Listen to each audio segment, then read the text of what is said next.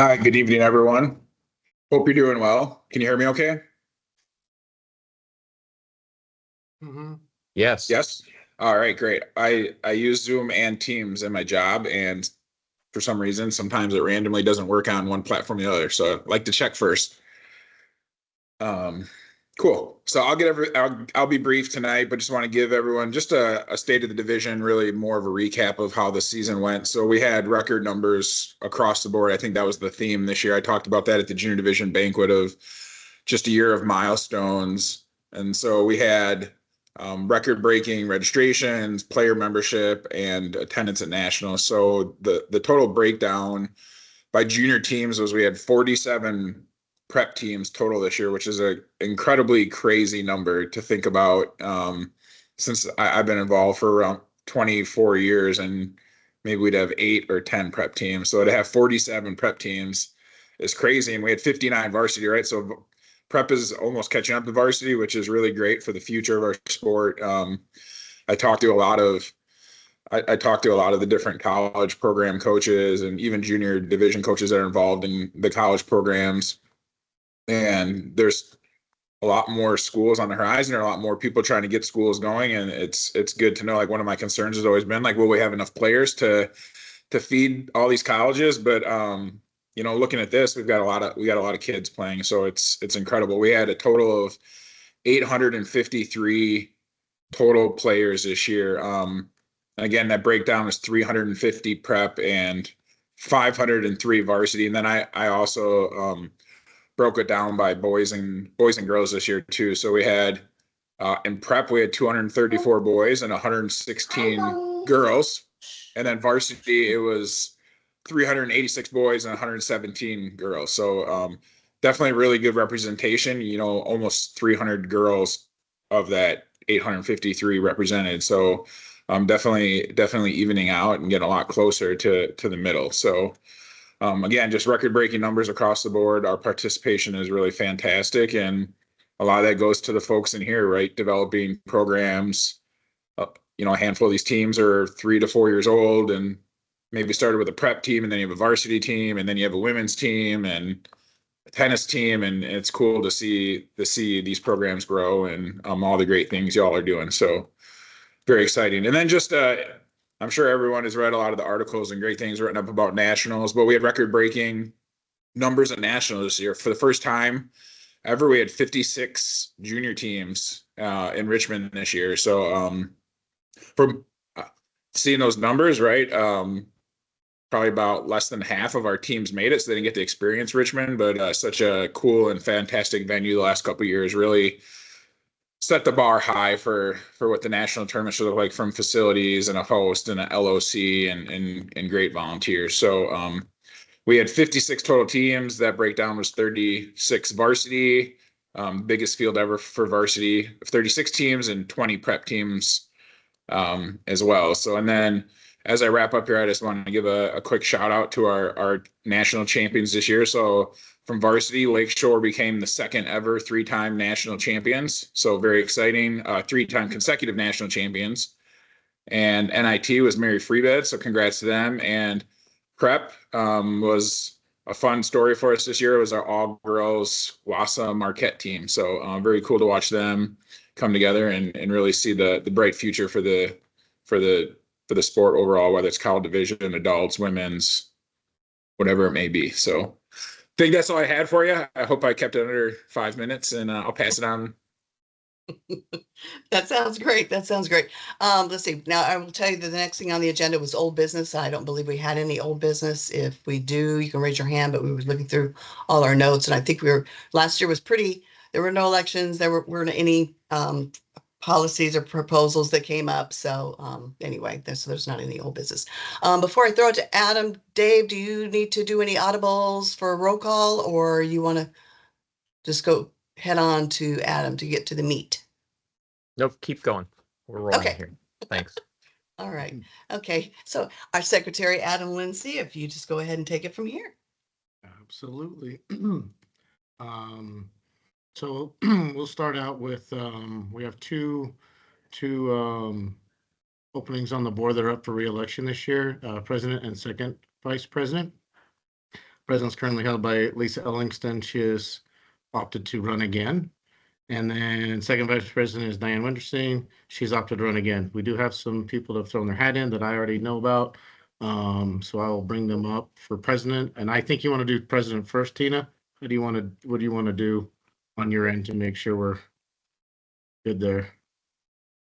Totally up to you. Okay, well, we'll do with president first. So Darlene Hunter has thrown her name into the mix. So if you'll put her on the deal there. Is there anybody else that would like to run for president or nominate someone to run for president?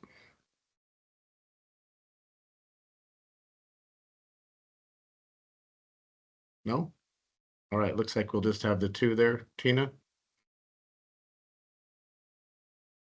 Do we need a second on that, Tina? Do we need to do for Diane or for Darlene, excuse me? And Darlene, if you want to speak to you're also have the floor. Say that again. Sorry, Yeah, I you just broke want to make sure Darlene's on here to accept the. Yep.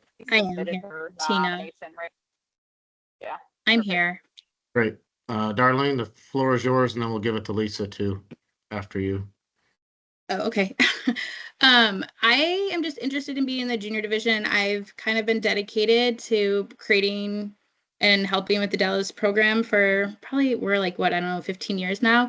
I think there's a lot of growth that we can still have in the junior division and collaborating with our other divisions and having the role of other positions of working in the women's division and at the big board, hoping to bring some of that knowledge and relationships to the junior division to make it stronger. Most of you know me, so that's it. Don't have much to say. Great, thank you. Lisa? Sure. Well, I'll tell you what, the junior division can't go wrong with whatever you vote for president. I've known Darlene for years, and I'm sure a lot of you all have known that too. I've been very honored to be able to be the president over these past few years from before COVID, through COVID, after COVID, and also trying just to make the junior division better. I know that both of us would like to do that, grow the teams because there's such an area of the United States that's just empty that could definitely use some growth there. That's what I'd like to see. Also, the things that I still like to work on is our rules and procedures. We still have things that we need to take care of. So it'd be nice to be able to get that done too for you. So you can't go wrong, but thank you very, very much for the honor to letting me be able to be your president for the past few years. And if it continues from here on out, I will do my very best. Thank you. Great, thank you. Tina, do you want me to go through everything and then vote on everything after, or do you want to vote? Yep. Nope. So it's all in one SurveyMonkey link, just similar to what we've done in this meeting before. So you Perfect. can just roll through and I'll put it in the chat here shortly. Great, thank you. All right, moving on to second vice president, Andrea Woodson Smith. She has put her name in the hat. Is Andrea on? Yes, I'm here. Great. And then Diane also has put her name in. She is the incumbent. So we'll turn the floor over to Andrea and let her speak, and then we'll kick it over to Diane. Hi, I'm Andrea Woodson Smith. I've been with the NWBA for about 25 years as an athlete. I also served on the board and several committees on the board for the NWBA. I'm very interested in serving in the junior division as I've been more invested with the junior division since my return back into wheelchair basketball. I'm now starting to attend camps and getting to know a lot of the athletes and trying to assist them with transitioning into college sports, USA team, just invested in their well-being and overall success. And so I'm very interested and would enjoy the experience of being the second vice president for the NWBA junior division. Wonderful, thank you. Miss Diane? You're on mute. You're on mute. Let me There you go. unmute. I guess I'm coming from being involved with the junior division from a wealth of experience and knowledge from many, many years of being in the NWBA and watching us grow from the days where we wouldn't even have 8 prep teams at nationals to now when we have 20. I still see there's a lot of growth that needs to happen within the prep division. I think we need to really look at what we're doing with the little guys and, maybe have something to the level of having an NIT type of level in the prep division, just because we have such strong teams in that division. That's about it. Great, thank you. Was there anybody else that wanted to put their name on? I did not ask for VP, or did I? Anybody else want to throw their name in the hat? Second Vice President? Just want to make sure I did throw that out there.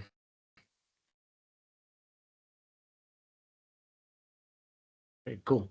And then on these proposals, I'm just going to drop them in the chat one at a time, in no particular order.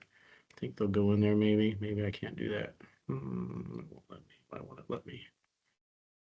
Oh, shoot. It won't let me. Well, we're just going to open them up. And they are on the website. So I'm going to start with the first one, which is proposed by Kelly Edwards. This is a eligibility for membership. This would change roster changes after January 15th for those programs who sponsor 2 varsity teams. If a player has a season-ending event, health or otherwise, and will play no further games or attend nationals as a player, the program will be allowed to add this single person to the roster as a replacement player. And then the rationale for this is in other high school sports, players can move to and from the B team throughout the season. There's no cutoff for rosters, at least not where we live. Allowed a move in case of would allow a move in case of an injury. Seems pretty reasonable. Is Kelly on? Kelly, you on? I am. Great. Would you like to Yeah. indulge in a little more of that? Sure. Yeah, I think I know there aren't a ton of programs that are running a varsity A and varsity B team, or I think some of you go by colors, but at the end of the day, running 2 varsity programs. And I think for us, I don't want to speak for anyone else. So for us, it's always a struggle every year because we're in this position where we have too many kids for one team, but we're a little thin for 2.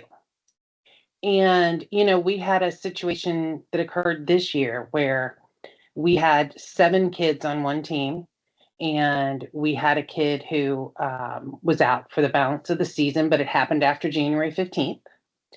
And, that put us down to 6 players, and yet we had like 9 on the other team. Right. So that flexibility to be able to move, again, we're just talking about moving one person, and only in these events of a season ending event. Right. I'm not trying to do something that creates a competitive advantage. But I do think for programs that are on the larger size like ours, I have 2 proposals tonight, and they kind of go hand in hand in a way. It's these programs that are large enough and kind of on that balancing act between should we run 2 teams or run 1 team, encouraging the idea of running 2 teams, because at the end of the day, that gives more kids more playtime. And having that flexibility, I think, just gives you a little bit of reassurance that if we run, if someone gets hurt, it's okay. We're going to be able to pull somebody and move them between the teams if we need to. That's all. Just trying to keep them all going and give everybody playtime. Does anybody have any questions for Kelly or any concerns that they would like to raise about this change? Hey, this is Mike from Charlotte. I kind of want to support it. 1 second, trying to turn on my camera. So Charlotte only has 1 team each right now, but in the past we've had situations where we had multiple teams. And to allude to what Kelly's talking about is all things are not created equal. We're a 100% volunteer run organization. And so we're doing fundraising throughout the year. And the goal is always to get as many people to nationals as possible, not necessarily to have teams, just for them to experience it, because There's so much in that nationals experience, which I think is super meaningful to our team members. And I would be in full support of this proposal because it allows more kids to experience nationals without giving a competitive balance. They may not get in and have much playing time. The idea of having two teams, it's not just numbers, it's also ball handlers, especially at the prep level. If you don't have somebody that can literally get the ball down the court, then it really hampers your ability to run two teams. So this would eliminate an obstacle potentially of having a team. Having that second team, which I think really helps the development of the kids, which is why hopefully we're all here. So. Anybody else?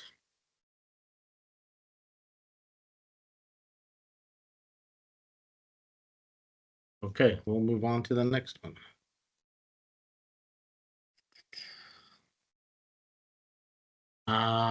Kelly will be doing your second one, it looks like.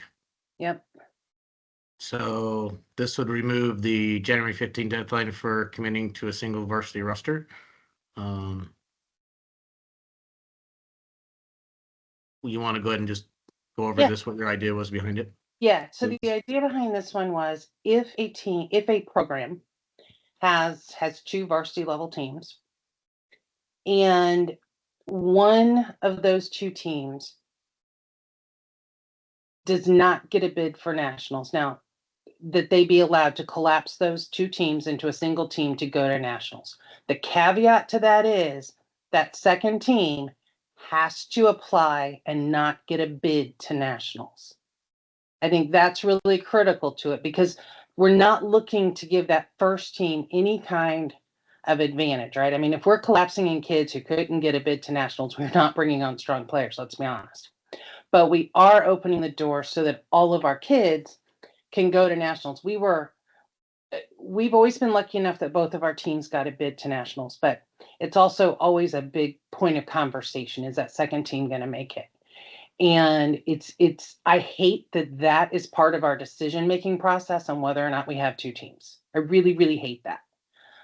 Because we know if we collapse into one team with 18 kids, a lot of people aren't going to see the court. And we don't want that. So we love having two teams. But at the same time, we get this pushback from parents about nationals. And, I even had a kid come up to me this year. He's like, well, if our team doesn't make it, can I at least go and sit on the bench with my friends? Well, no, you can't. You're not rostered to that team. So our proposal is that those two teams, in the situation that this second team does not get a bid, they have to apply. This can't come down to we're trying to save money and not send two kids, or we're trying to move some good players up, right? It's got to be you qualify for nationals. You have to qualify. You got to play your conference. You got to meet all the rules and simply not get the bid, and then be allowed to collapse into a single team. Great. Has anybody got any questions or anything they want to bring up, concerns, anything like that, or if you're in favor? Go ahead, Jacob. I had a question, maybe. I'm like trying to play devil's advocate. Yeah. But essentially, you could have just combined all those kids off the jump, right? I could have, and I'd have 18 kids for a 5-man roster, and they wouldn't see the court. By running two teams, I got 9 kids on each team, and those other 9 kids see the court, they develop, they learn, they grow. They do all of those things that we want them to do to become better players. Right. So if you were trying to load up, you could have just done that on the front end, right? I do load up on the front end. I got an A team and a B team. I'm not splitting them. Gotcha. Okay. By ability, I'm splitting them by ability. I'm not. Right. I like it. I mean, I feel like it just allows you getting more kids playing easier. Right. Yeah. That's the goal. Yeah. Great. Thanks, Jacob. Darlene, you had your hand up. So I put there's a folder in the chat now with the proposals so people can see them and look at them if they want. But I'll tell you devil's advocate again for Kelly, just since Jake, you wanted a devil's advocate. I'll tell you my team, if I collapsed my two teams together, my varsity A team would have been stronger this year. We chose to keep them separated. And yes, my top 8 strongest players are on the top team, and then we break it down. But because we had kids who got sick or got injured and stuff, I'll tell you, my top 5 would have very much helped my varsity A team. But did they not get a bid to nationals?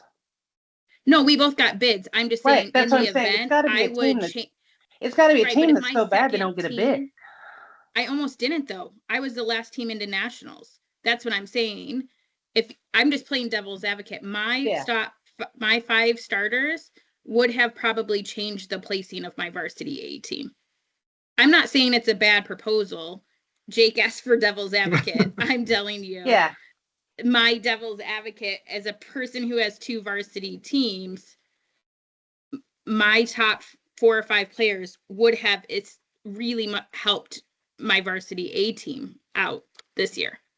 Because we do what Mike was saying is like ball handlers, classification to make those teams work. So it does kind of change that balance sometimes, to play devil's advocate. And both teams have to apply, right? To Both nationals? Yeah. Okay. Yeah, we had to both pay. We had to both go through the rankings. I think I was like the last 3 teams to go. I don't know. I was ranked at the bottom, but my team barely always gets in. Like we have our varsity team that gets into the varsity division, and then my team barely scrapes into NIT. And that's what happens when you have 2 varsity teams and you're dividing 18 to 20 kids. You're going to have one that sits at the top and one that kind of hangs out there. And we're in that same situation, right? That second team is always marginal whether or not they're going to make it. And that's what, and that's what I'm trying. I'm not, again, if that team gets a bid, that team gets a bid. They play on their own. So I'm not looking to gain competitive advantage. I'm looking for the conversation about whether or not they'll make nationals to not be part of our decision-making process on having 2 teams, right? Because there may be programs out there that are kind of on the cusp of do we have 2 or not? And, we could very well be in that situation in the future. Charlotte's gone from having 1 to 2 to 1 to 2, at program sizes vary. So I just like the idea of not having that be part of the decision, honestly. And it gets more kids there. And that's what it's about. Great. Thanks, Darlene. Jason? Thanks, Adam. Yeah, I just real quick, I just wanted to say, Kelly, I'm on your side. We ran into that exact thing this year. Again, we do red team, white team, red team's varsity, white team's JV. There's a clear delineation. If you're on the red team, we're playing to win, right? We're treating it as a varsity sport. The white team is more of a developmental team. Our team, I think this is a great opportunity. It goes back to what Mike Godsey said. It gives these kids more of an opportunity. I think the absolute highlight of the entire season is nationals, where these kids get to see everybody that looks like them. If you're walking on 2 legs, you're the freak. I think that's such a great thing for our kids to see, and the more kids that can get there, the better. I agree with. I just want to say I'm throwing my support behind you. Great, thank you. Anybody else?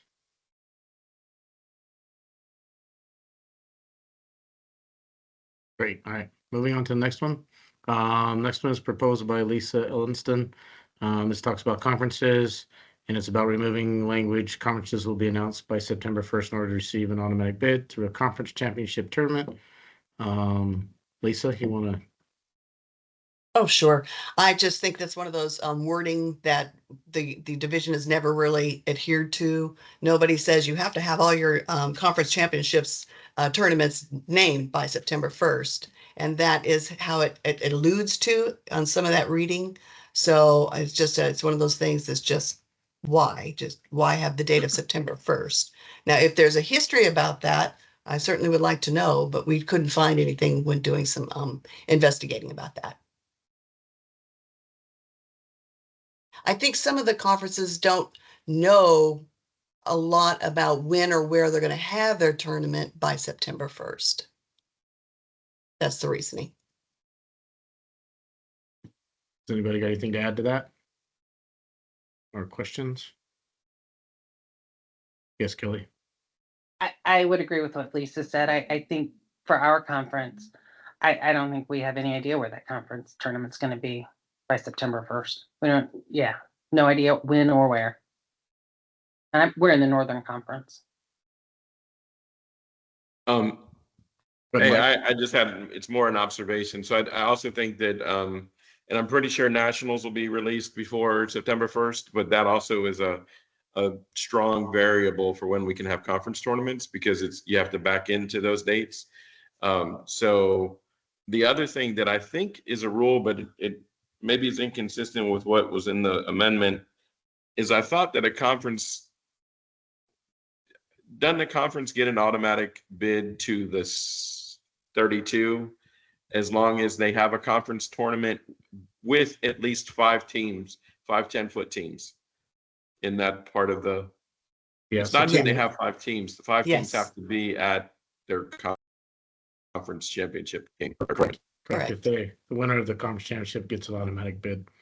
And I think that's with 32 teams. I mean, that was probably really important when we had 16 teams going only. When there wasn't a JNI or JNIT or JV division, so it's less important now because it doesn't guarantee you a spot in the top 16. That all falls in the rankings. Mike, So here's that says the conference will consist of a minimum of 5 teams. So Right, what if and then only each- two teams show up at the conference tournament? So I think I have So- to pull up Article 5, Section 5.2 to see the rest of this. Mike, the rule was that teams had to attend their conference tournament to be eligible, right? There have been amendments to change that at various times. So, Okay. and the number of teams also affects how many automatic bids you get. When I believe it's 5 or fewer, I'd have to pull it up. For regionals, there'll be 1 automatic bid. And if it's 6 or more, I think I have those numbers right, it's 2 automatic bids. But we've also had trouble with the number of regional tournaments that get approved sometimes, because the way we've worked it is if a team has, let's say Lakeshore goes to a regional and wins, the regional has an automatic bid. When it comes to the conference tournament, we will, as you know, march down and get somebody else. We can end up with too many automatic bids sometimes. So, and we don't do it in prep, I think largely for that reason, because there are just not enough spots there. In the end, it doesn't end up mattering too much because almost all these teams who are going to win something have a ranking that was going to get them to nationals anyway. That's something that in the early days, things were a lot tighter. So it became more important to get the automatic bids.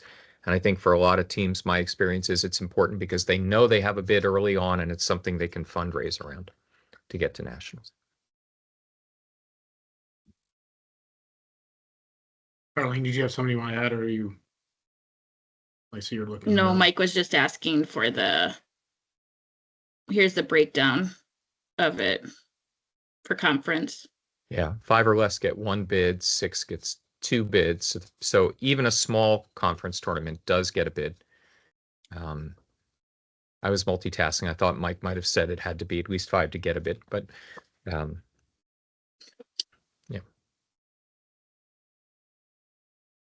Great. Anybody else got anything to add to that?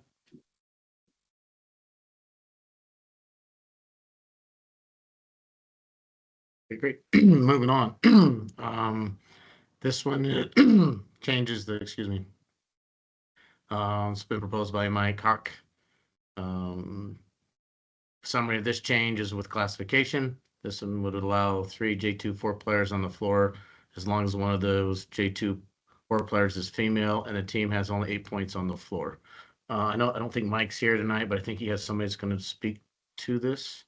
Yes, proposal. I'm here to speak to it. I just threw some math in the chat for us, but it's everyone's favorite conversation time, which is classifications. I'm super nervous right now, to be honest with you, but in my hand, I'm not joking. I have wheelchair Barbie in my hand, she's missing a leg because my daughter amputated her. And I was like, why'd you cut off the leg of your Barbie? And she's like, well, I want her to look like the girls on the Dragons. Because kind of like out of the blue, I have 3 female amputees. I got 11-year-old, a 12-year-old, and a 13-year-old. And they're pretty decent. And I want to develop them. And right now in our system, I basically got to look at them and be like, hey, I can only play one of you. And that's because I also have, I think he's about to be a senior in high school, but I have an amputee. And he's a big, strong, like borderline full-grown man. So they have to essentially beat out each other. And it kind of breaks my heart because they love playing together. And they both kind of have a little attitude, but actually behave when they're interacting with each other, which is kind of amazing. So that's kind of where I'm at right now. And at the beginning of the year, I looked at like my best 5 and how many points they would be like in the adult division. And they would be 13 points or 13 and a half, depending. So at first I was like, man, this will be easy. I'll just, write an email and be like, hey, I got this lineup, but it doesn't look like it fit, but can we play it? And then that was not the case because of the rules. So essentially what we want to do is allow, if you have a female J24, you can play 3 J24s. And we did this obviously to help our team. But we also tried to base it by math and not just go over the top. If I really wanted to help my team, we probably would have made the rule like if you have 2, you have to be playing 2 J24 females to be able to play, 3 J24s. But we kind of looked at the math, broke down, which I threw in the chat. And if you just took a normal lineup and assumed that all the males were like the highest points that they would be for a J24 or a J2 or a J1, came out to 17 and a half points. If you took considered the rule of if you have a female, you get to play 9 total junior points. Again, it came out to 17.5. So then we kind of worked the math and figured out like, well, what if you just add 1 female J24, but then you still have your males on there? And it came out to 17.5. So we're trying to change that rule really to allow me to develop my players, but also so that amputee women aren't the only like player that's penalized. And also I think it's important that our junior classification isn't stricter than every other classification in the world. Like 13 and a half points will be able to play globally, to my knowledge. Like there's not a league other than this one where that group of 5 kids can't play together. So that there kind of tells me like, all right, the system is a little flawed. I think we started with the J2s and J1s, and then we ran into some teams that had like super high point totals. So we were like, all right, we need to augment that a little bit and let it evolve and let it change. So then we added the J24s. And I think this is like another step in that evolution, I hope, because, we kind of reinvented the wheel because we needed a wheel that like met our needs as a junior division. But it's not to say we're necessarily going to nail it and get it perfect right away. So that's pretty much where I'm at. I think that all of us in this room probably aren't too far away from being in the same boat I'm in. If you have 2 male amputees on your team right now, and I'm probably the only team like this year that it would even affect. But if you have 2 amputees on your team and that, teenage amputee girl walks in the door to your program, it might be hard to get her hooked on wheelchair basketball and get her sunk in if you're like, well, actually, you're the only one that has to compete against these guys, but everyone else is, we figured that out. So that's where I'm at. Great. Anybody got any questions, comments, adds to that? So I'll speak kind of strongly against it. I think I think we're all sympathetic to the need to do more to develop female players and make more opportunities. I think one fact we're stuck with is, I used to tell people my daughter played co-ed wheelchair basketball, and she once told me that's not true. I play on boys' teams, right? The boys end up ruling stuff. We play with the boys' ball. We play with the boys' rule, and we play with the boys' attitudes, which was not really wrong, right? Although now we've changed our timing to quarters and basically do female rules for timeouts and things like that. But I think that you can't solve all problems with one regulation. Certainly classification, not just ours, but all classifications are fraught, right? I mean, Jacob started with, well, here we go, we're going to talk classification. And I think that the advantage of putting 3 high point players, the equivalent of 4 and 4 or 5 players on the court at one time, no matter one's a female or not, is just so potentially overwhelming that other teams can't compete most of the time, that it also does something that, whereas, here you're stuck with a position where you don't get the females on the court, although you can always just play them, right? There's no rule says you can't play them. But I don't think I can play them, right? Isn't that what we're talking about? Oh, I got you. You can play them. You can sit a boy down. Boys can sit down, There's no rule says they can't. But the fact is we have a really hard time getting low-class players into the game and motivated, and have a really hard time with both the athletes and the parents looking out there and really accepting that a low-class player can be just as valuable as a high point player who might be putting all the balls in the basket, right? So we can't solve all those problems. When I looked around the league, the number of high point players of true 2-4s that are listed as such is not very great, right? So it's not a problem that's going to come up a whole lot, but the problem of getting low pointers in all the time is a problem. I think that, there are actually D3, adult D3, the lineup you said could play, can't play. There's a rule no more than 2 3.5s can play at once in D3 adult. And we actually, in our team, got 2 technical fouls in starting lineups in successive games where, a woman who came out who was a 4-5 was going to be their third on the floor. And they didn't know the rule. But so I think there are certainly problems, and I'm sympathetic. I don't like moving rules around when something happens with one team and seeing it. So I'd love to see us go to a even more advanced system. I will tell you that when we put this system in, you can't just put a system in, right? Because then the classification committee will have to say, how are we going to even get people trained, or how are we going to get enough classifiers, and we're under-resourced and blah, there are practical aspects and cost aspects as well. Mm-hmm. But so I'm sympathetic, and I would rather see us put the energy into having a lot more opportunities for girls to play and have girls teams and girls games. The women's division does a great job of welcoming them right now.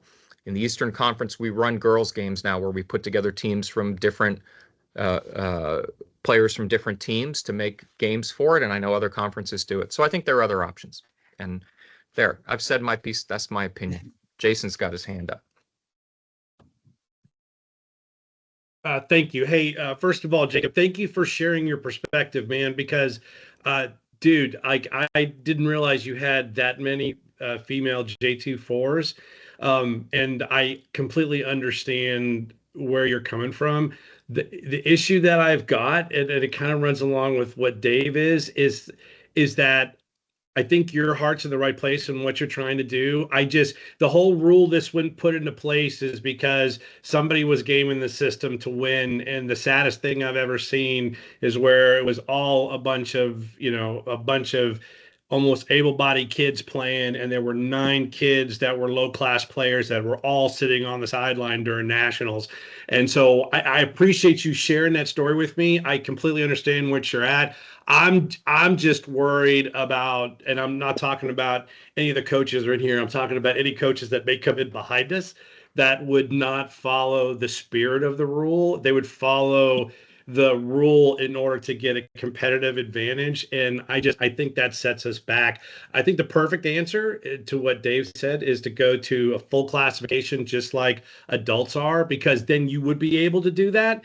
But until we can get over the funding and how do we go about doing all that, I just think this is the best way forward. But man, I just really want to thank you for sharing your perspective, because that, again, I was looking at this rule and I'm trying to think through it, but now I completely understand where you're coming from. So thank you for sharing that. I think Jacob just needs to trade some players. I'm up to making some trades. Yeah.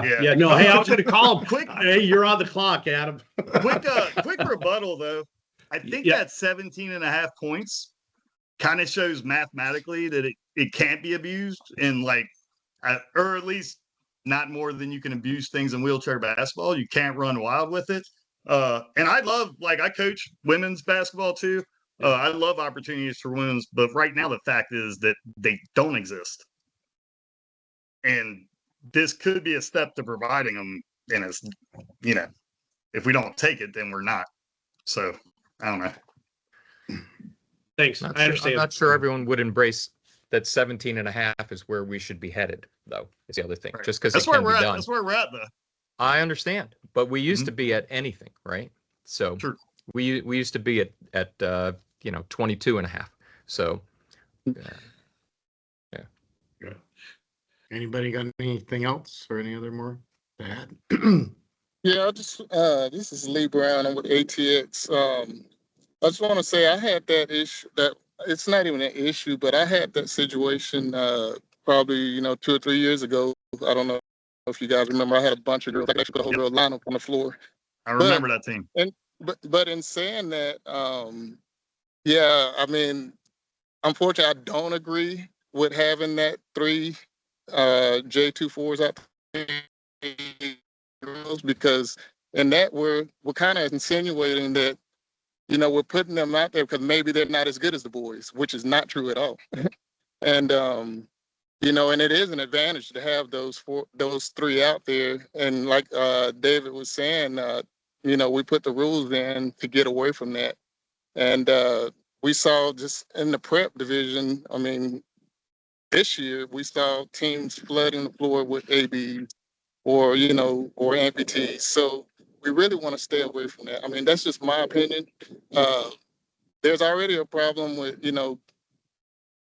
us not playing enough low pointers, or, and I say us because I'm part of the league. And we're just sending the wrong message to the low pointers if we start doing that kind of stuff. And unfortunately, there are coaches that would take advantage of that. So I think we want to stay away from that. So with that lineup, you have to play 2 J1s. Just saying. Right. Other lineups you can get away with playing 1, but the way saying. it is, like, as we're saying, I don't mean to interrupt, but Yeah. as we're saying, it's not perfect right now. So we're saying, okay, yeah, you do have to play 2 J1s, but right now a J1 is a 2-5 and under. So it's not like you're losing a lot there. Right. I mean, now if we say, okay, there's some kind of coach's rule that you're going to actually play a player that's considered a class 1 in the adult division, we'd be talking about a different story. But there's no way to do that right now. Yep, that's a good point.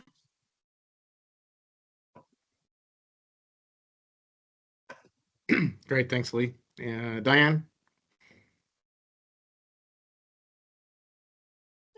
I have to agree with the other folks that putting 3 J24s out on the court would be more dominating to most other teams, because most teams don't even have a J24 even on their rosters. And if we ended up playing against a team that had 3, it would be really rough on the kids.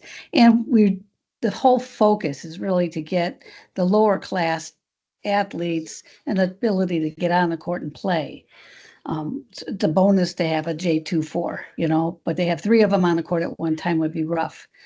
Regarding classification too, with the kids, we've always steered away from doing a technical functional classification with the kids, because kids change, and as they grow, they change in their physical abilities. And you'd end up having to reclassify. So that's why we have over the years not classified, because we wanted to wait until people developed, grew, matured, their bodies got through their growth period. So by the time they get to college, they're prime ready to be classified, because they're not going to have a whole lot of changes after that. So I just wanted to throw that out there for you. Thanks, Dan. Darlene? So the conversation, though, about classification, because track and field does this all the time, is that they put them on 2-year reviews, and every 2 years they get looked at again to see if their classification changes. And if we like wanted to go to the 14-point system, the way you, like if we would adopt what other people are doing around the country in different sports, it's you put your class -R and come to junior nationals with a whole classification panel and start there and getting everybody classified at junior nationals. Now that would require us as an organization to find like those parents that their kids graduated or stuff and get them back involved and have them want to be classifiers and make it so that we have local classifiers in our area and we are not like have that support. And that's like a strategic plan that we can make in the future if that's what everybody's interested in. But like, it's possible. Other sports do it all the time, because I run track all summer long, and we're reviewing CP athletes internationally. They review CP athletes as adults for every 4 years. And then internationally, they just threw out all of our classifications in international basketball after 2021 and reclassed the whole world in wheelchair basketball. So this isn't like something that hasn't been done. We have to build the infrastructure, but if everybody really wants that and buys in, I think there's a process to do it that we all can agree on. Not this moment, but I do think that that's something we can drive to, and that would support what everybody's saying, the low pointers, the girls, getting the high pointers on, like, because Jake, what you're talking to is making a more legal lineup. The problem with our J1s is that leads you to 2-2-5s on the floor with your 4-5s, which a lot of people don't have that. And honestly, it's random, but my 2 J1s are a 1 and a 1-5. One's classified. The other one, pretty class 1. Well, so it's unfortunate because we're getting those lower point players playing like we're all talking about. Like that's happening on my squad. In my junior varsity kind of scared team, of the 2-5 boogeyman coming to take the J1 spot. Well, it's not you. We've watched this happen over 20 years of how people I was find the hole. I got emotionally scarred as well back a couple, but 4 or 5 years ago. Right. But we also have our kids already being classed. My kids that are playing D3 are being classed on the 14-point system. My girls that are playing on the women's division are all getting classed. A lot of these kids are already classed because they're playing in the adult leagues right now. So to say we don't classify them, we do though. We do because they play in the adult league. Right. Yeah, but Darlene, I think that's also, I mean, this is a really long discussion. We would have to have another time, but that's also a really fraught thing, right? Because I mean, I strongly recommend parents don't let their juniors get classed without making sure they have somebody really sensible as an advocate to help them, right? Like, I mean, a lot of college coaches then will look at somebody that they've seen in camps for a long time and think they're going to go one class and would propose them one way or another, and they just get rolled out in front of a classification panel and they get saddled with something else and limited appeal, and it can get very complicated. So I think one thing when we put this in, it was very clear that one advantage of having something called a junior classification that's different is that the classifications that are given as junior classifications really sort of aren't affecting what will happen when they're adults, right? They're not seen by anyone else. And so if we're going to go to a full classification for juniors, then we're really going to have to be careful about how that gets rolled out and what happens to kids coming up at, in a less sophisticated program maybe than somebody else. I've had lots of people talk about how people are presented in front of classifiers to me. So I think it's complicated, but we've certainly. I'm a person that got classified as a 1-5 internationally, had a protest and come back as a 1-0. I am totally one of the people that have learned the classification system. Yeah. All right. But anyway, we've beaten this one to death, Adam, one way or another, I think, haven't we? Gotcha. Well, Diane we'll let Diana finish. Sure. She had her hand up. Well, the only thing that I wanted to add to the whole conversation, since we're not at the level of classifying athletes like we do with the adults or college kids, is that we need to get reviewers for each team so that they understand how to functionally classify their young athletes and get the class 1s as the class 1 should be and the class 2s as they should be, and obviously your 2-4s. But right now we're still at the level of trying to get reviewers to actually review their athletes correctly and then have someone else sign off on it. I mean, if you're signing off on someone else's roster, you should know those athletes. You should have seen those athletes play before you sign off on it.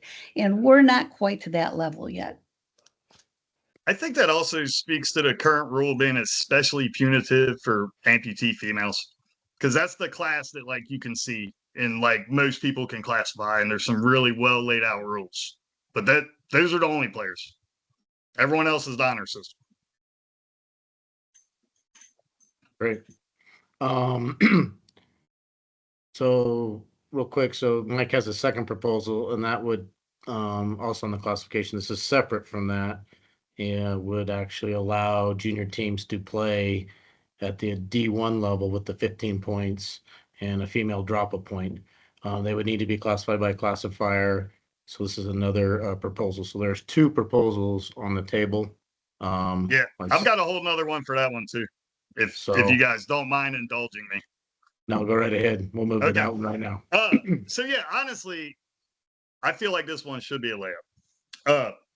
So assuming that we're all like at least marginally okay with wheelchair basketball classification rules, fairly globally, D3 may be an exception by like a point. But basically we wrote this rule that we don't think many teams will need to use, but it's kind of a safety net for all of us.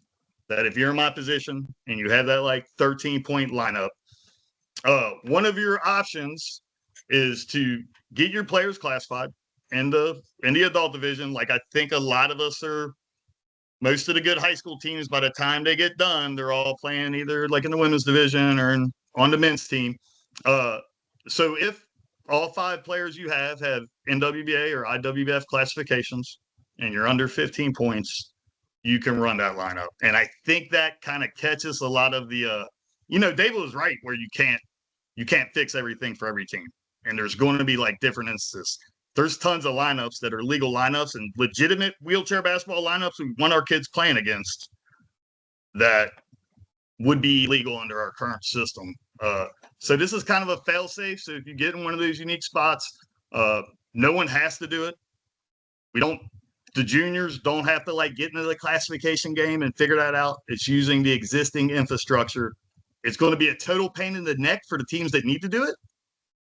But there's at least a path there to, like in my case, be able to play a lineup that's 13 and a half points. And keep it on the up and up, and maybe even a little better because you're not on the honor system there. You're on our wheelchair basketball classification system.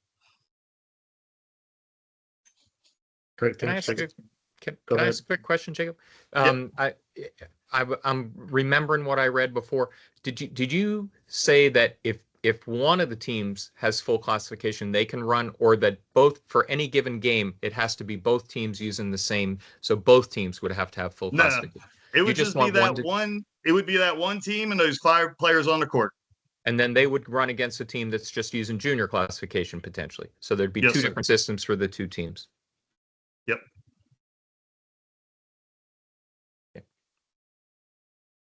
Anybody have any questions or want to weigh in on that?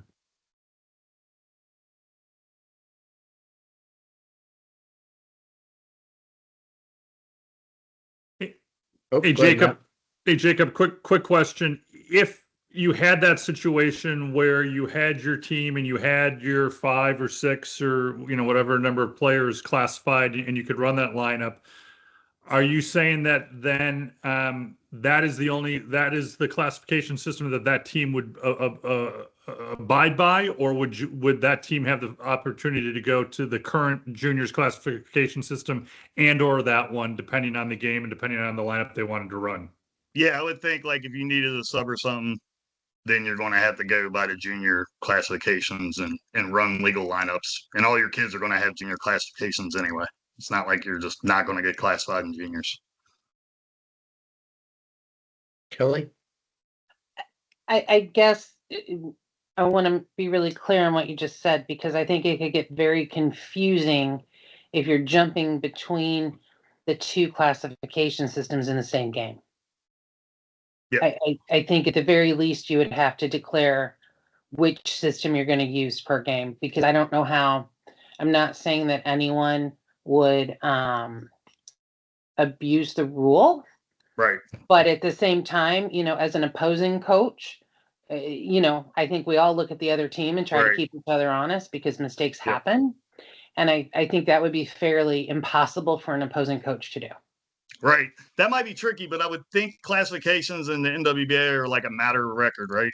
Well, but again, if you're switching which Mhm. classification system you're using throughout a single game, Right.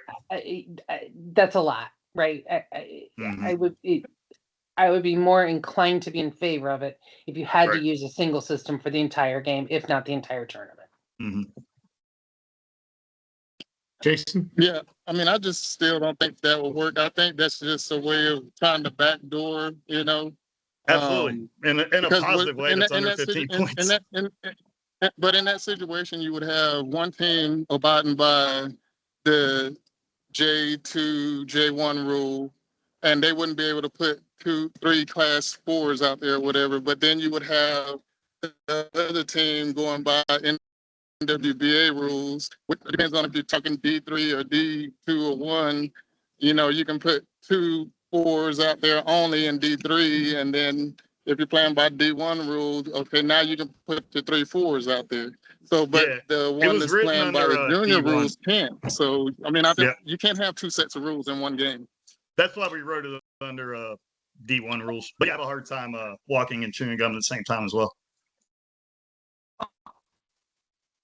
Yeah, I mean, in any game you play, I mean, there's one set of rules. You start the game, and that's the rule. We don't want to be going in wondering, hey, are we playing by this rule or this rule?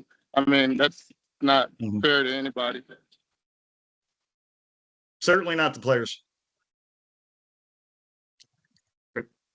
Anybody else? Jason, did you want something, or are you good? No, I'm good, Adam. Everybody made the same points that I was going to make. Yeah, I'll just throw in real quick 2 cents. My concern is playing with 2 different classification systems in a division. I think it should just be one. So I think if we wanted to go to, D1 or the adult D1, we should go to adult D1 as a whole group, not have 2. I think it creates too much confusion.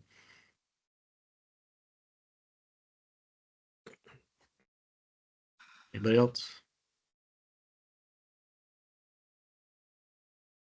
Great. The last one, Kelly. So we split up your one. That would be getting rid of the deadline for rosters on the 15th. I know you spoke to the other one earlier about combining. I had pulled that one. Okay. I actually thought I pulled that one. I wasn't really intending to move forward with it, but I can talk about it. You can if we want to. I'm sure we could probably pull it off if you wanted to table it.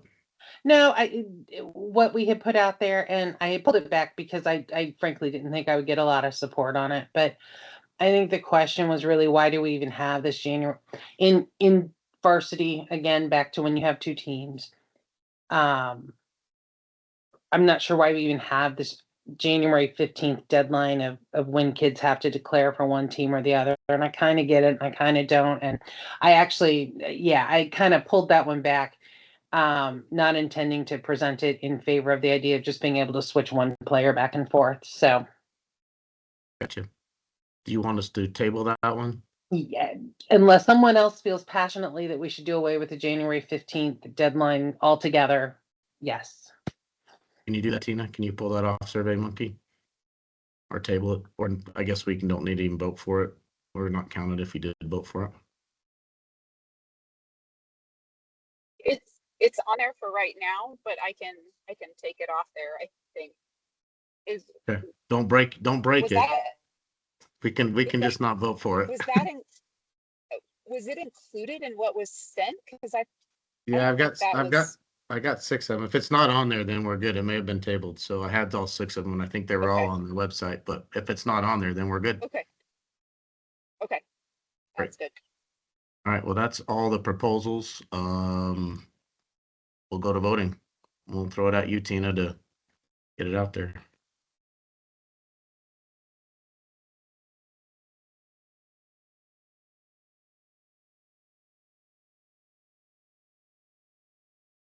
So I just put the link in the chat that goes to the Survey Monkey link. There's a note in there also for if you are a team rep or a voting delegate for multiple teams, just make sure that you submit one ballot for every team that you represent. So you'll be able to submit multiple ballots. One for each.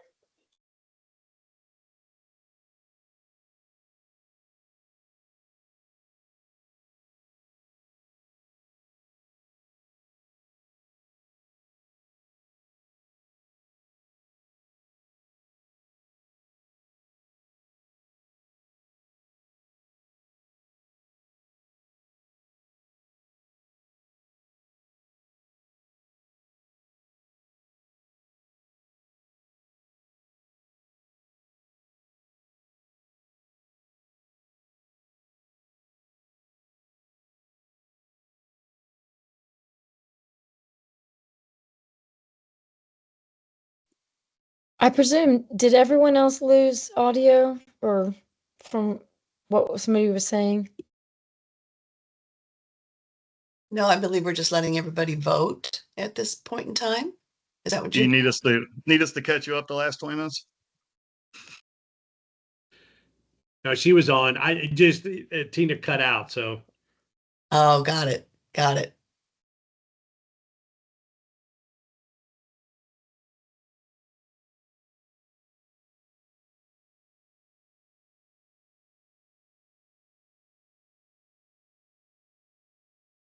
Sorry about that.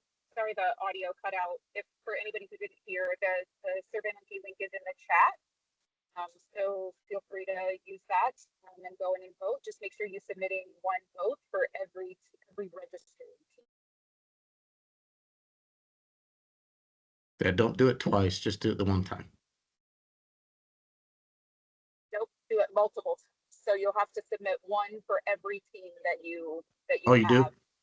So that you you got to do. represented. So you're submitting multiple ballots. Okay. And I put that note in the chat too. It's also in the SurveyMonkey link as well. The voting is based on like proposal A, proposal B. So obviously we just went over them, but we don't have them memorized. Do you want us just to pull that up? If you should, yep, you should be able to click on them and they're linked. So Oh, you okay. can pull up the full proposal. Okay. And to be clear, only voting representatives of the teams vote, not everyone in the meeting. Here.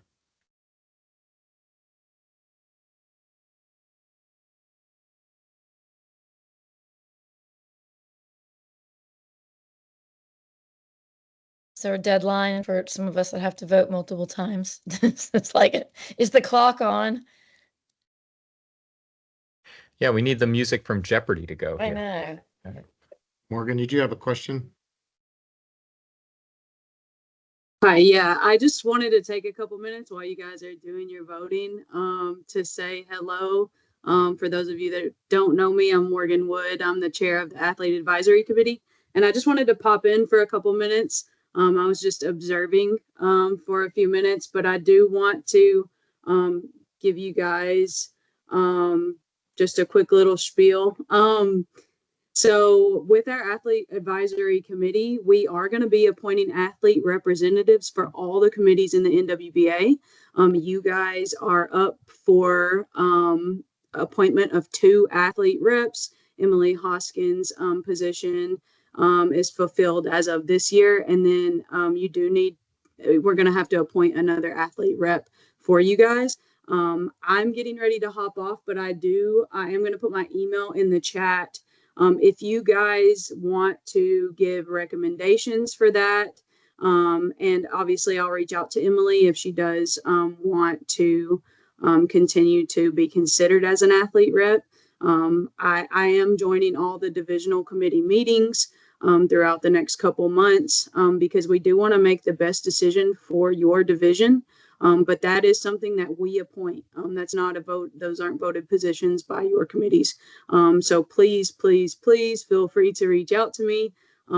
Like I said, I'm learning a lot in your divisional meeting right now, which is great. But I don't know everything. So I do look forward to hearing from you guys as we get ready to do those appointments. So thank you guys. Thanks, Morgan.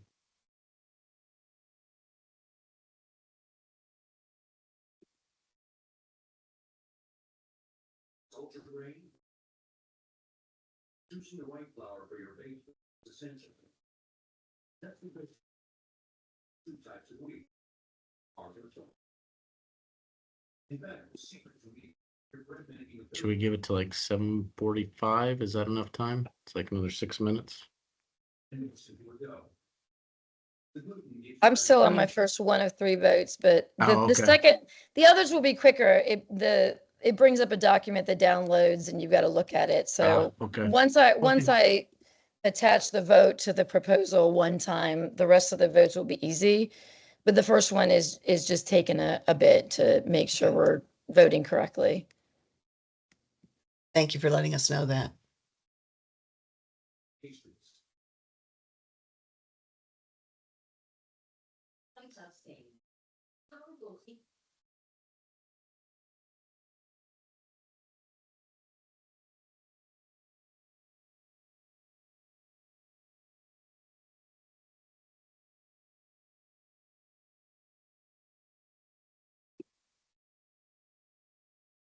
Hey, while we have idle time, Laura Duncan had a question or comment in the chat about what about athletes with progressive conditions?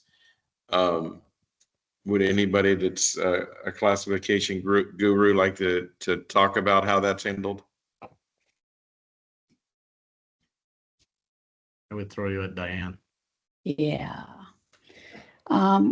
What we end up doing, and we've done in the women's and the men's division, is look at, and in college division, we look at athletes who have progressive disabilities, similar to when they're older, MS, as your younger kids might have muscular dystrophy, and some of the other neurological disorders that have progression into it.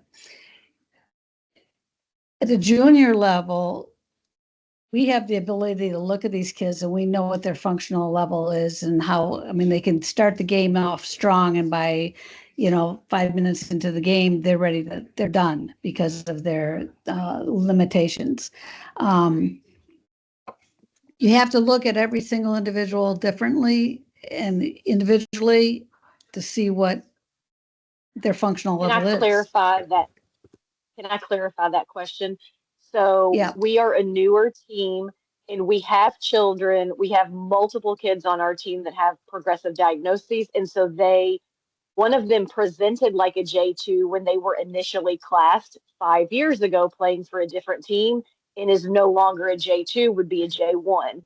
That is the same for our other person. And so we were told, and I could be definitely wrong, I wanted to clarify that even though they may look like a J2 now, if in 3 or 4 years they have progressed to a point they are clearly a J1, there is no avenue to have them reclassed. That's not really true. That's not in juniors because we're not adhering to the class 1 to class 4.5. We are looking at J1 and J2, and every single year, especially with those type of kids, you have a roster start at the beginning of the year. You have to put down what you think your kid is and then have 2 other coaches look at it as their reviewers to say, and you can easily talk to those coaches and say, hey, he was a class 2, but because of thus and thus and thus, he's now a J1. And then if they don't see it, if they think, oh no, he's still a 2, that's one thing. Then you have an issue, and then you could get a classification person to actually look at that situation. But every year in our division, you have to fill out your roster form. This is for varsity, obviously not for prep, but for the varsity level, and you can put down what you believe your child is at that point. Okay, so that is I'll say that's different information than I was initially told. So that is good to hear because we do have a couple of kids that are no longer classed correctly. They used to be, but their circumstances have changed. Yeah, can I augment that a little bit on top of what Diane said? She's exactly right. That's one really nice difference about juniors from adults. We are not following those same types of appeal rules. In adults, you get 1 appeal. However, if something happens medically to change something, say an adult has spinal cord injury and then a few years down the road, they get rods put in their back and it substantially changes their function, then they can get another appeal based on medical difference. They can do that as well. But if you're talking progressive or something like that, and you're in juniors, as Diane said, every year you create that roster. And so you do what's appropriate at that moment in time. That is the one benefit of using our system versus using the adult system. One of the benefits, not the only benefit. We had, Well, but in our college at UTA, we had a progressive athlete and she was under review. So every 2 years, the classifiers wrote that she would be reviewed every 2 years because she has a progressive disorder. So in the adult league, there is room if you have a progressive disorder and it's documented that it's not an appeals process. You can say, hey, at this 2-year mark, I progressed. Will you look at me again? Yeah, if you can get a classifier to write that into their classification. It's not written in the standard process. So good to know. How's everybody doing? Anybody need more time?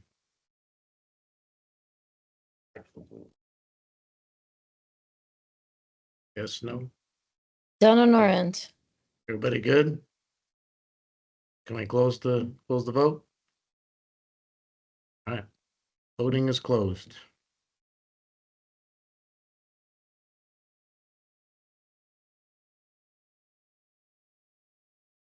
Okay, I guess we'll give Tina an opportunity to tabulate those. And I don't know, Adam, if she was going to send that to you or she was going to announce all those. What? Probably What just easier for her to Yeah, say. just to go ahead and do it. Okay, that sounds great. Well, while she's doing that, we're going to go ahead and have Mike Baller tell us about some upcoming dates that are very important and you should have in your calendar. So, Mike, if you're there.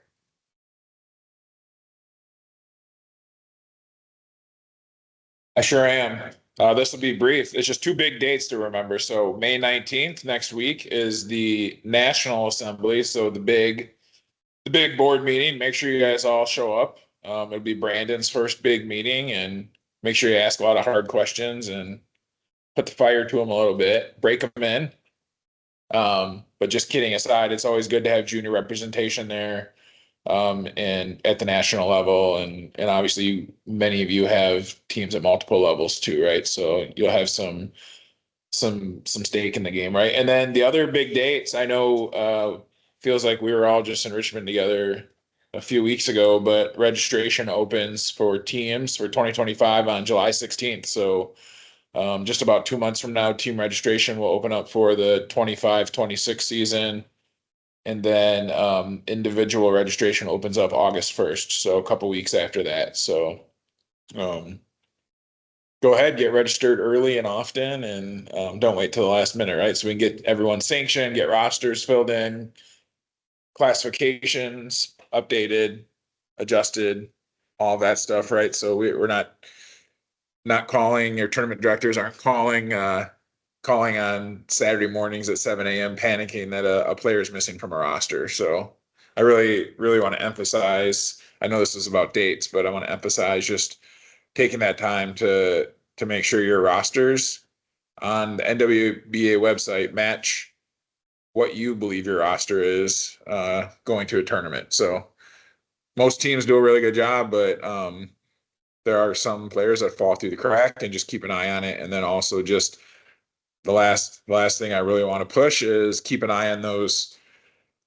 teenagers, probably those seniors that turn 18 after the season starts. The system is set up to automatically drop them from your roster when they turn 18 if they haven't completed Safe Sport. So I encourage them. They don't have to wait till they're 18 to do Safe Sport. They can do it right away when they register. So if you know you have a player turning 18, most likely most seniors will, right, at some point in the season, I would just have them do Safe Sport as part of the registration. You don't have to worry about it. I probably get 10 emails a year at various times of a panicking team rep or coach that someone disappeared from the roster, and it's always the player turned 18 and the system just drops them. So I think that's all I had. Great. Dates plus other unsolicited information. Well, I think everybody else, we've got in the chat already. Darlene, thank you. And Mike Godsey, thank you. They're putting, they've already got tournament dates already for this next season. And I think, Dawn, you probably have, you had an announcement for the Big Peach tournament too. You've got the date on that. If you don't mind putting that in the chat.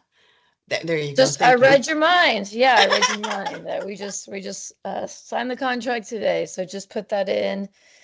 We like everyone because we have moved to the very first weekend in January. So go ahead and tell your teams to spend New Year's Eve in Atlanta. It's a fun city for New Year's Eve. So thank you. No problem. And Adam, thank you very much for putting the Utah Wildcat Invitation Tournament is November 22nd, 23rd. So like I said, if you know a tournament that you know for sure it's done, ready in the books, then go ahead and put that in the chat. And we of course will, as it gets further on into the tournament, we'll make sure everybody knows when these tournaments are and what divisions. So that'll be great. We love participation in all of that. So at this point, if anybody has, we'll open the floor up. If anybody has any thoughts about either last year, this year coming up, is there things that you'd like your executive committee to work on, then we'll just go ahead and open the floor and see if we have any comments, any hands up. This is Dawn. I just had a question on nationals. I'm obviously not asking you all to tell us right now where it's going to be, although everybody wants to ask that question. I'm just the only one. I'm taking one for the team. But is there a timing of when you hope to, thank you, Jason, announce that by? Let's see. Brandon, do you want to take that question? Yeah, Don, I'll say just for the membership, I'll share more next week at our annual assembly, so the collective membership can get an update all at the same time.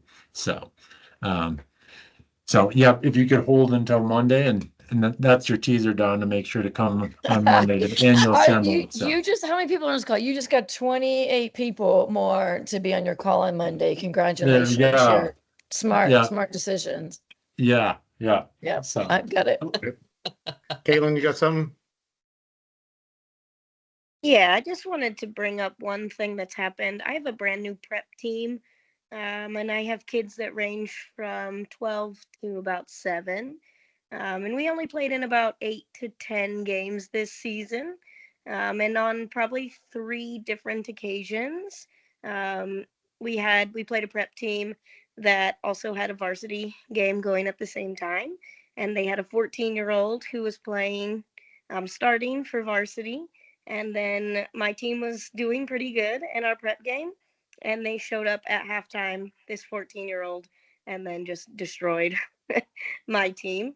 And so I think that there needs to be some discussion about if you are not like on the bench to start a prep game or a varsity game, you can't play in that game at any point.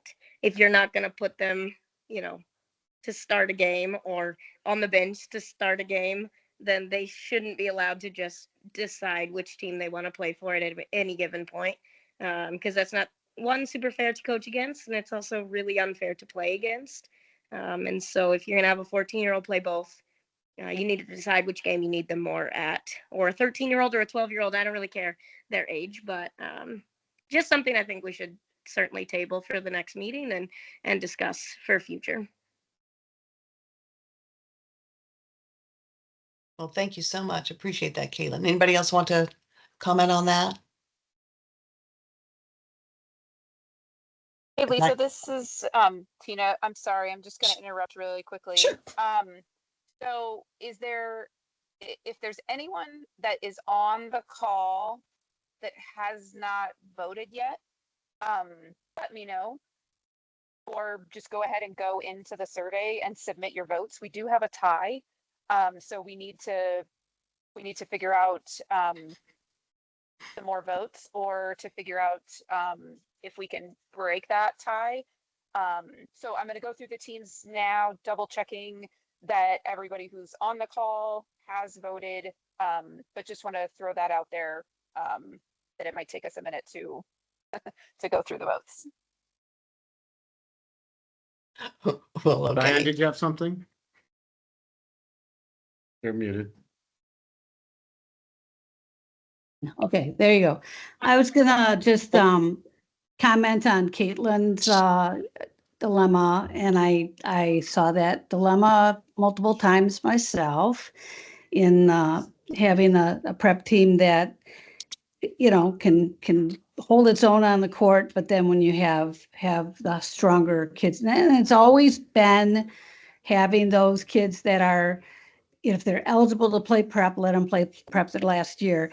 And I truly believe it is up to the coach to make that decision as far as their kids. I've always done it with my team, and maybe I'm an oddball, but I don't care. It's like if I've got a kid that is strong enough to play on the varsity team, I don't believe he has any business playing on the prep team and dominating kids that are have much less ability than he or she has. And it's just something within sport itself that if you want to be fair about it, yeah, I mean, yeah, the rules say he can play until he's 14 and he can dominate, whatever. But it's rough. I can understand where she's coming from. That's where I also came in with the thought of taking the prep division and splitting it similar to varsity and NIT, because there are going to be those strong teams that have a bunch of 13 and 14-year-olds on them. And then there's going to be developmental teams like Caitlin's, like mine, and like several others that are out there that are struggling to put a team on the court. And when they lose every single game in a season, like my kids did a year ago, it was a tough go, because then it's rough to keep those families coming back to lose again and lose again and lose again. It's just, granted, they grow from year to year and you're going to get more skill level as they grow.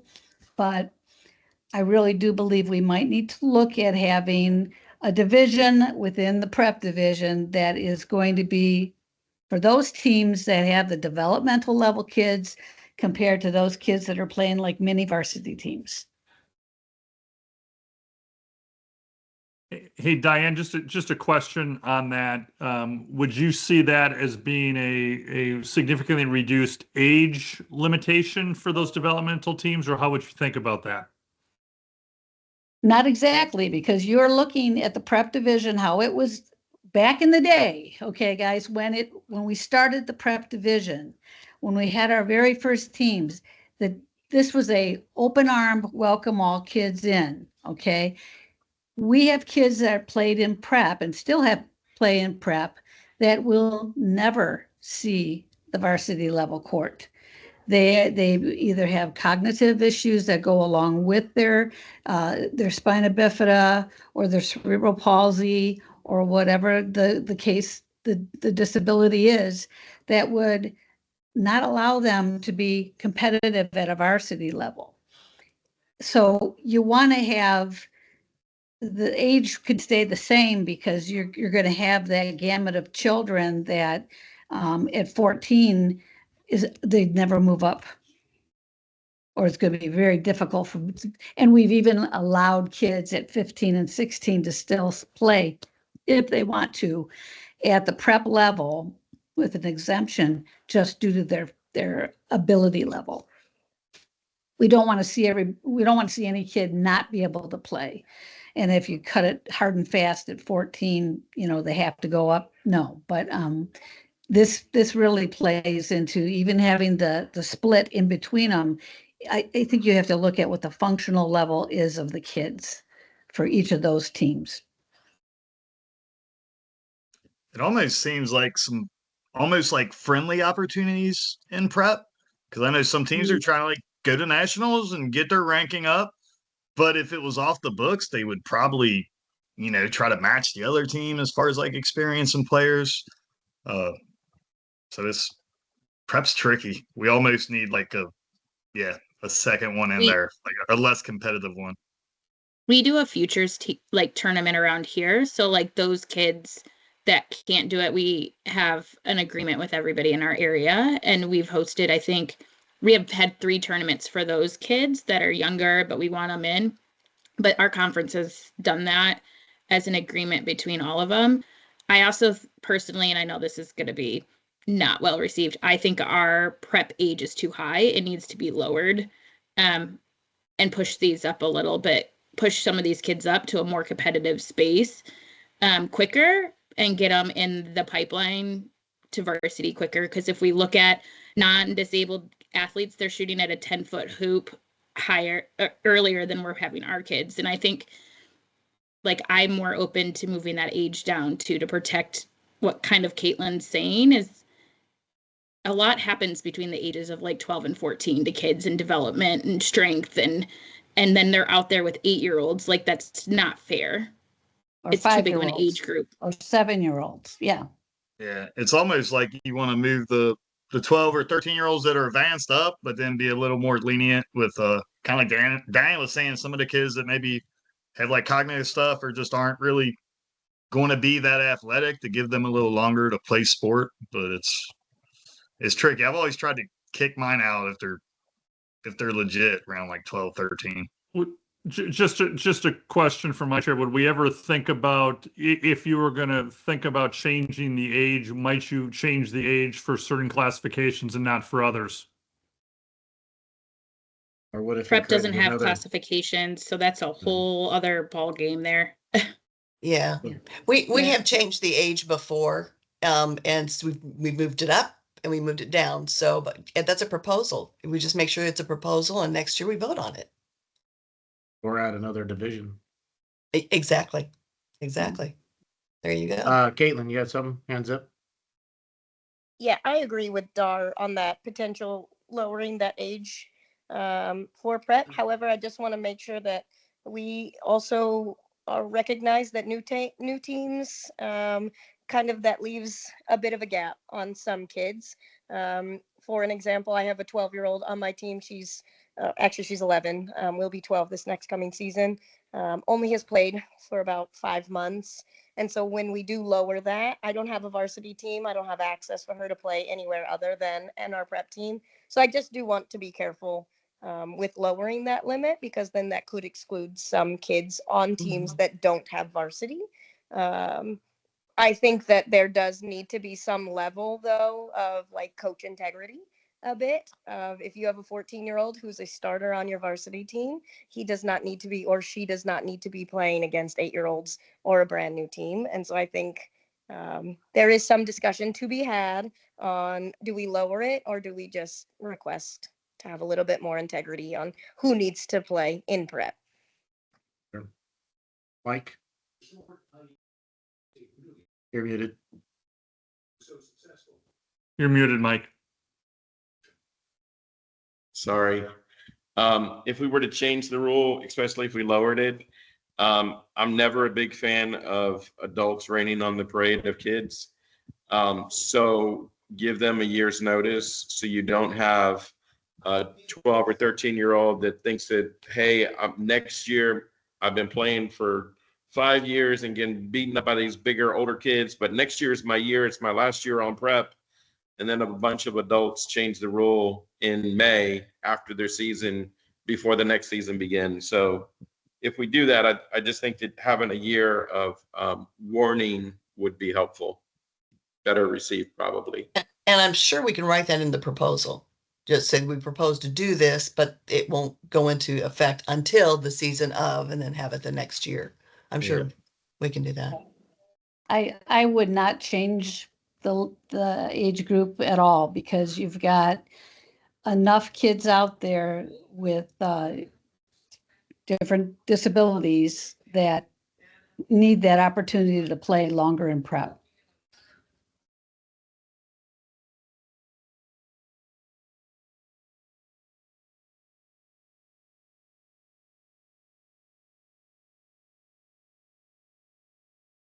Mike, did you have anything else you wanted to add to that?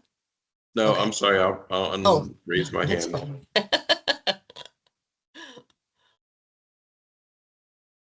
Well, great point. Thanks for bringing that up, Caitlin. We really appreciate that. While we're still waiting, is there anybody else who it's open floor? You wanted to discuss something, bring something to our attention?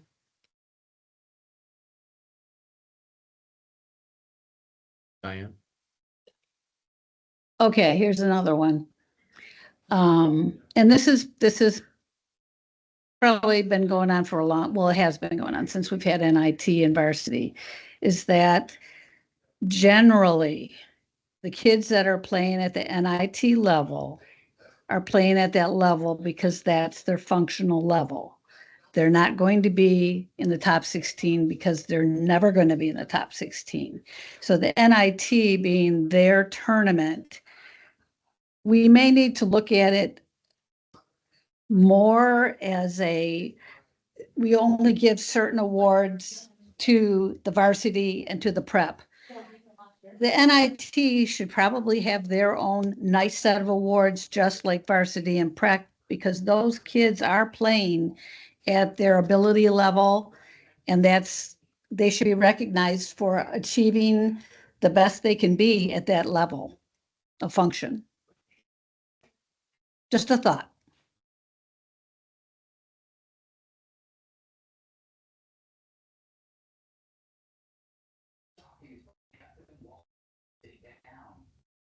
Well, in the chat, Molly brought up something, and I don't know if Mike Baller, if you will address this. It's like, why do we allow dual rosters to begin with?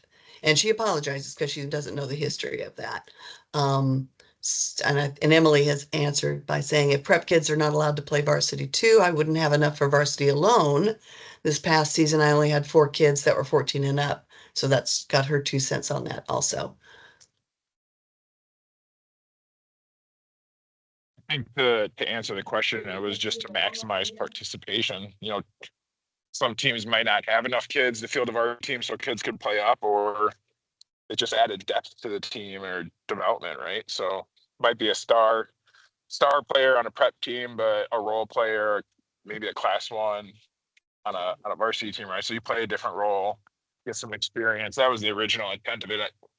I mean, that rule's been around for all 20 years I've been involved. So it also allows, as Mike said, development, just like a lot of varsity players will play on an adult team or something like that, right? They get to play somewhere else. And I think that to the problems of integrity in the game, that's a complicated question. I don't think we also should undermine the fact that prep teams that have a high quality player who can play varsity, those prep teams also deserve the right to compete for the championship, right? And people take the prep championship seriously. Probably people take championships too seriously, but it's a big deal, and those kids work towards it. And so if you're then going to hold a kid back so you can just go at that championship, or move the kid up and then your team is weaker or something, it can be quite complicated. So we're a big division. There's a lot of diversity of view and opinion, just like in ambulatory basketball. So people have different ideas about how it goes. I don't think we'll ever get that really making all of the people happy all of the time. So that's my guess.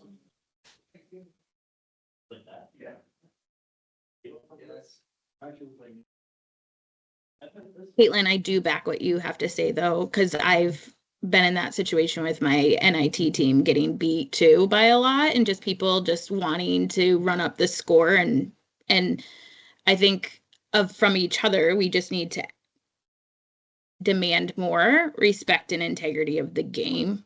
In those situations, like I always reach out to the coach if I know that my team's not matched appropriately. Like if I'm playing a varsity team and I'm an NIT, and be like, hey, my players aren't really strong. Can we figure out the best way to work with it beforehand? Sometimes it works, sometimes it doesn't. But those are the conversations I try to have with the other coach and try to make it so that both kids on both sides get what they need. And we try to support that. The running up the score is never rewarded in any ranking or anything like that. But an awful lot of people have a lot of trouble taking their best player off the floor, even when they're up by 30. Even if they put their weaker players out, well, I have to have my best player out there to run the show. So yeah, it just happens.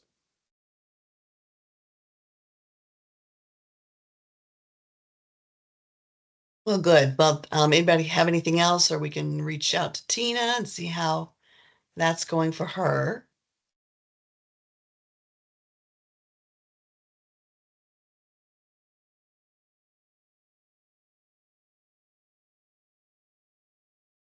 We do need some music.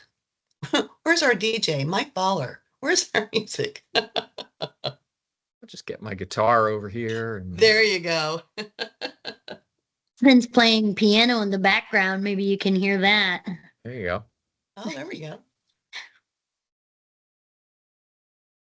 And sorry about my comments that I typed into the chat box. I hope those didn't come across as rude or anything. I certainly didn't mean them that way. If that was the case.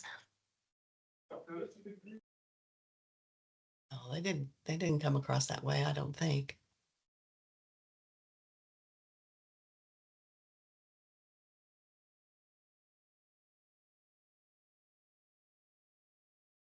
Hey, Brandon, it looks like Tina is no longer on the call.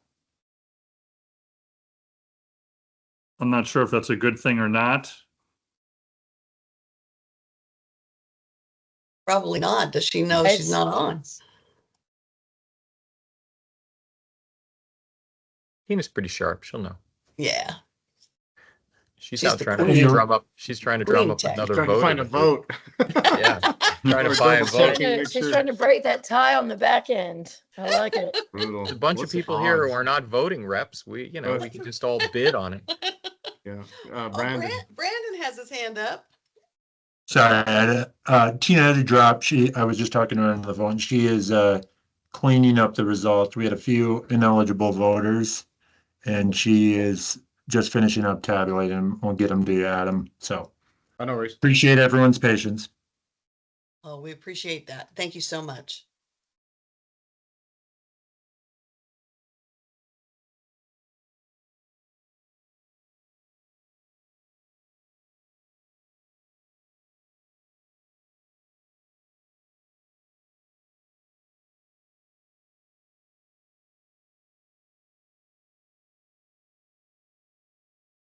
I think this is Matt. Just one comment from my chair while we're waiting. One, just a really large thank you to the Junior Executive Committee for all the work that you've put in for quite some time, but especially this year. I think we've had one of our better seasons this year, and this thing just keeps on getting better and better. Thank you to our staff, and as well, just thank you to everyone on this call. Obviously, your passion, your commitment, your dedication to what we're doing here is exceptional. All of this does not happen without all the wonderful volunteers that we have. You're making an impact for so many lives because of what you do. It's not always, you're not always thanked for it, but we appreciate all that you do, and thank you for your service to our mission and to what these kids get and the benefit that they get on and off the court. So thank you ever so much for a really good season. Well, thank you, Matt. That really means a lot coming from the NWBA president of the board of directors. Thank you. Looks like we have somebody waiting to get in. They're sitting in the lobby. So I don't know who can let them in. I've been trying to get him in, but it's like spinning. I got the circle of death. The whole circle of death, yeah. Yep. Ay, ay, ay, ay.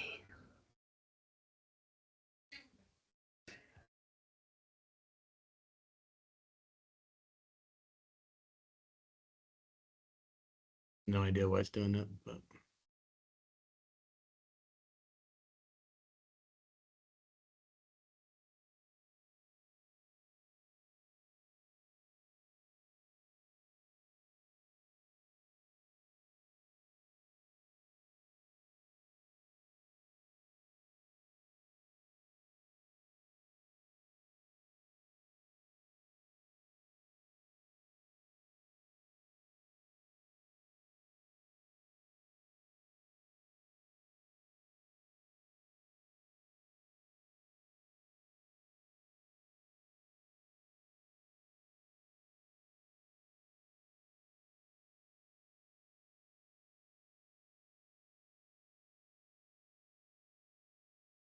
kick him out. Maybe then he can try again.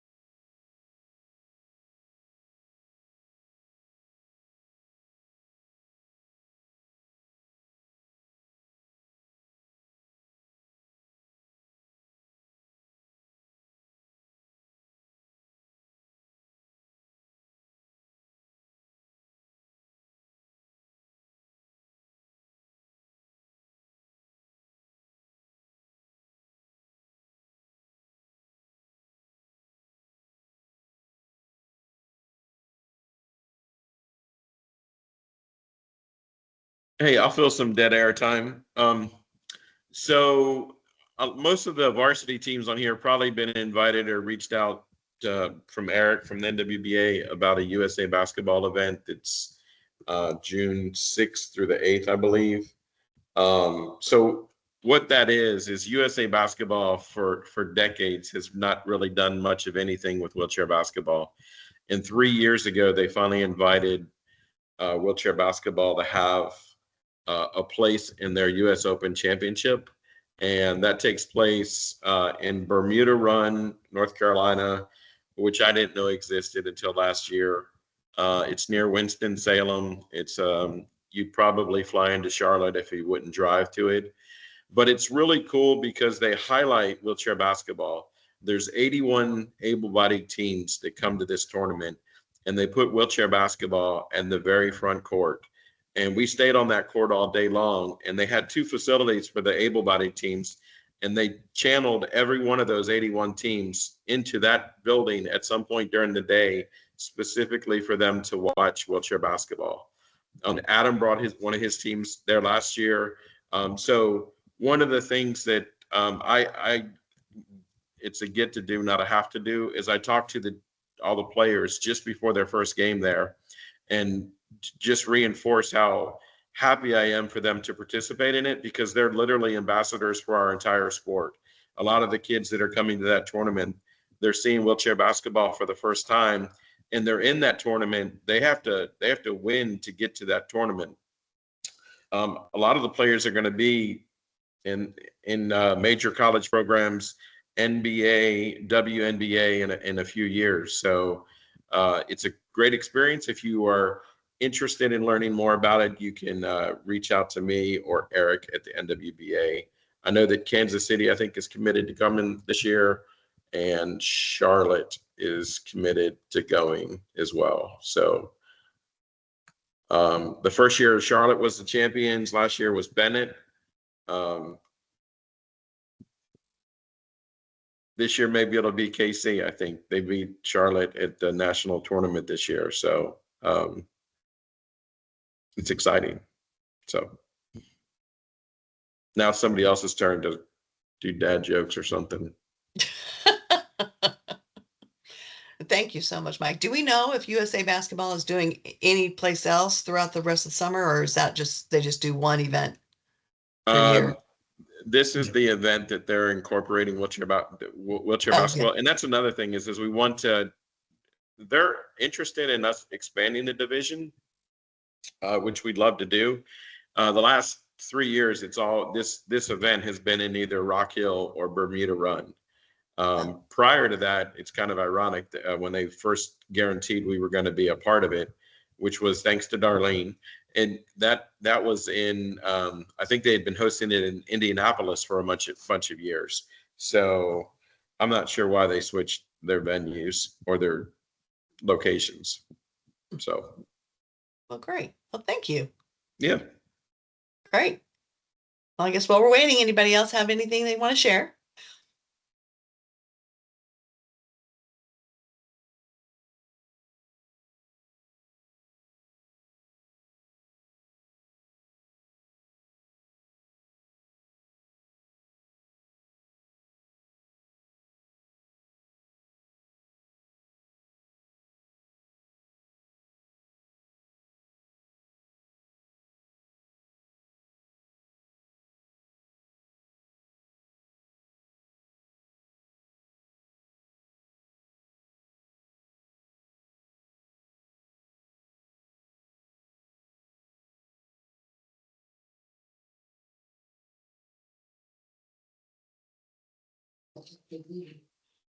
Mike, what are the dates of that USA basketball?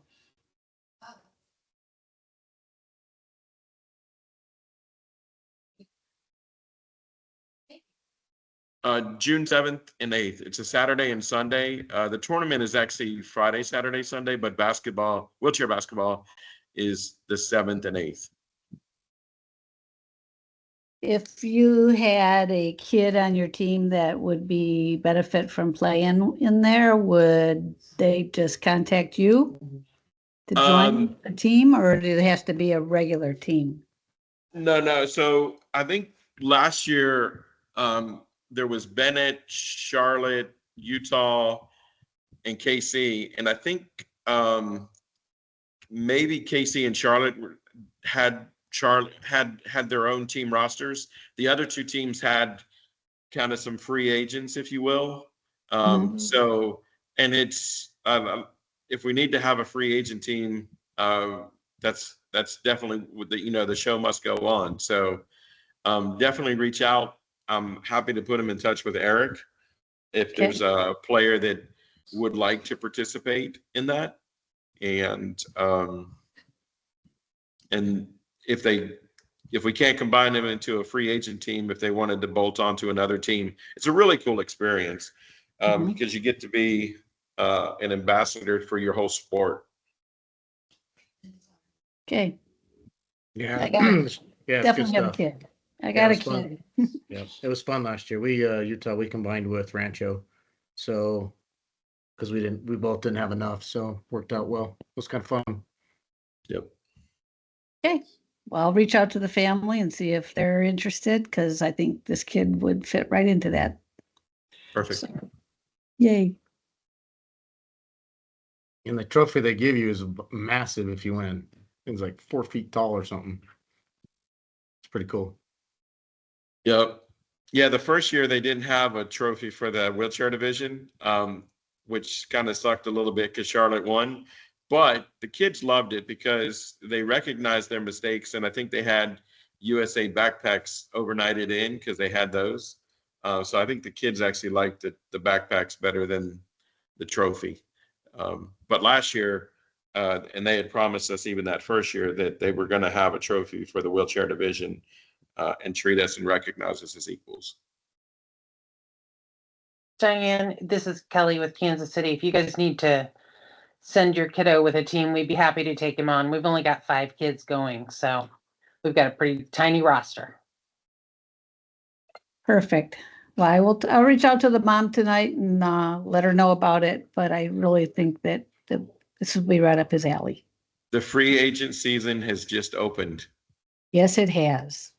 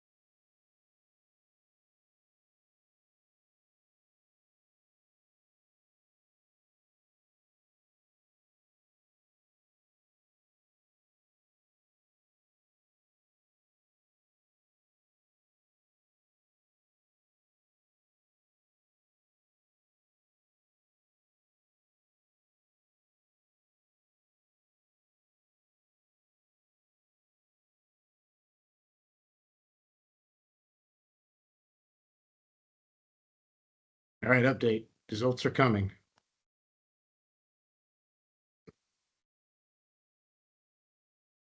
She is in the process of sending them to me.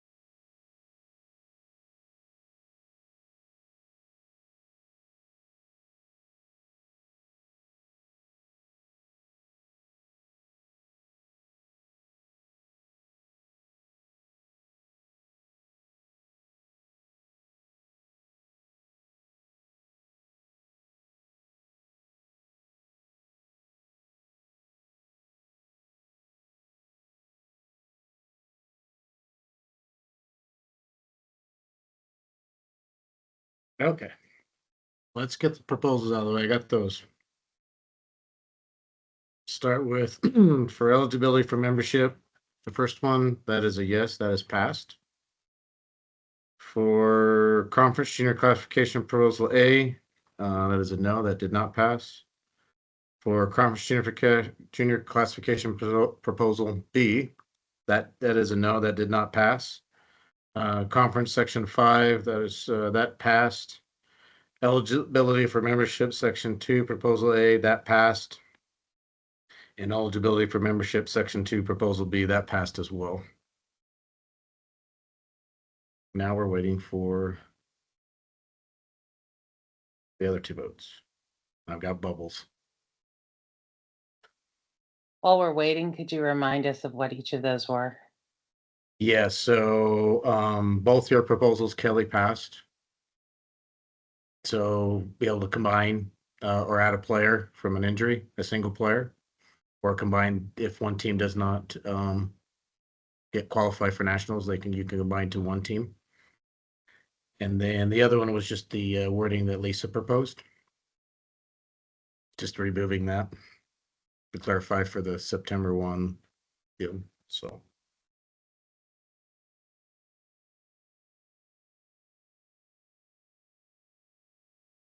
Okay, and as far as results are, second Vice President Diane Winterstein will stay on board.